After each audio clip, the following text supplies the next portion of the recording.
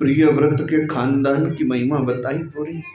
और दूसरे पुत्र मनु महाराज जी के थे उत्तानपाद। उत्तानपाद का नाम कौन नहीं जानता, सब जानते। ऐसे भले ही नाम ही जानो, पर किसी खानदान में जब भगवान का भजन करने वाला एक बच्चा भी पैदा हो जाए ना, तो वो खानदान की महिमा हो जाती, उसका नाम अमर हो जाता है। उत्तानपाद को नहीं जानते, उनके दो रानियां हैं कि जाए उत्तानपादस्या सुनीति सुरुचितयो। दो रानियां हैं, बड़ी सुनीति है, छोटी सुरुचि है। और सुनीति का ध्रुव हुआ, बस फिर क्या, ध्रुव के कारण कौन नहीं जानता उत्तानपाद। खानदान पवित्र कर दिया। किसी कुल में छोटा बच्चा भी हरि भजन करने वाला हो जाए तो बेड़ा पार हो जाता है। ध्रुव की कथा तो आप जानते हैं। कथा ने यहाँ से मोड़ ले लिया कि सुरुचि की गोद में उत्तम बैठा था, पिता की गोद में उत्तम बैठा, सुरुचि पास में बैठी। ध्रुव भी आया खेलता खेलता 4 साल, पिता की गोद को लपकने लगा। सुरुचि ने झटका दे दिया, चल तू इस गोद का अधिकारी नहीं है, तेरे को अगर ये गोद चाहिए तो पहले भजन कर, जा हरि भजन कर और परमात्मा से वरदान पा, मेरी कोख से पैदा हो तब ये गोद मिलेगी। रोता रोता चला गया था और कहा, क्या ये मेरे पिताजी नहीं है? बोले, पिताजी तेरे जरूर है, पर मैं तेरी माँ नहीं हूं। सुरुचि का मतलब है जिसकी अपनी ही इच्छा पूरी हो जाए, बस और कुछ नहीं। और सुनीति का मतलब है कि जिसकी नीति कभी ना बिगड़े।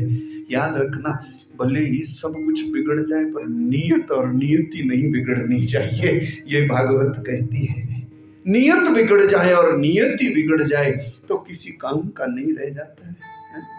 सब कुछ बिगड़ जाए, मैं तो कहता पूरा का पूरा हुलिया ही बिगड़ जाए, पर नियत और नियति ना बिगड़े तो उस जीव का बाल भी कोई बंका नहीं कर सकता। महाराज सुनीति माता के पास जिसकी नियत और नियति कभी बिगड़ी नहीं, ध्रुव गया, बोले मेरे को कहा चला जा, तेरे पिता की गोद यूं नहीं मिलेगी, भजन कर। सुनीति ने कहा, सच कहती तेरी माँ, चला जा भजन कर पुत्र, पर एक काम करना, फिर छोटी मोटी गोद नहीं मांगना। छोटे मोटे पिता की गोद क्या, ठाकुर का भजन कर, तेरी माँ तेरे को आशीर्वाद देती है। चला जा वन में भजन कर, और छोटा मोटे का गोद नहीं मांगना। अगर भगवान प्रसन्न हो गए तो पिता की गोद नहीं, परम पिता की गोद मांग लेना। बोली नारायण भगवान की जय। ध्रुव चला गया था और सब जानते कथा। रास्ते में नारद जी मिलते हैं। आज तक उद्धार जिस किसी का हुआ संत की कृपा से ही हुआ है। और जब भगवान की कृपा हो जाए तो गुरु मिलते देर नहीं लगती, पूछो ही ना। सदगुरु भगवान की कृपा से मिलते। नारद जी ने जबरदस्ती कान में मंत्र भी दे दिया, सब जानते हैं ना, संक्षेप में बता दो। कान में मंत्र भी दे दिया है, नमो भगवते तुभ्यं वासुदेवाय च धीमहि प्रद्युम्नाय निरुद्धाय नमः संकर्षणाय ते। ये वासुदेव गायत्री का मंत्र है और इसी से ही निकला छोटा द्वादशाक्षर महामंत्र।